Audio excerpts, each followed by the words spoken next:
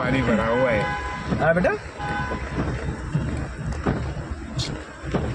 क्या पैसे कल कहाँ ना बोल नहीं रहा हूँ, 2 घंटे में चला गया। दोस्त बोला 2 घंटे बैठो, तभी ना, तब वो 2 घंटे बैठा रखने के खुशी में मुझे तो लैपटॉप दिया है, वो मेरे बर्थडे का गिफ्ट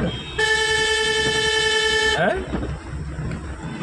सच्ची में, तेरी कसम बे, तेरी कसम, सच बता रहा हूँ तेरी। अरे बाप रे बेटा, अभी तुम्हें इतना रुपए चाहिए? बीच में तो गाड़ी भी बंद हो रखी है। गलत सिचुएशन तो तुम कल खाने के लिए बोल रहे थे, ज़्यादा खाने के पानी लिए भरा हुआ है। किया तो पहले बताइए तो किया तो पैसे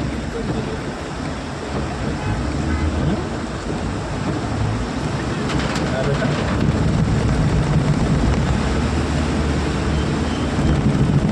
क्या करना था?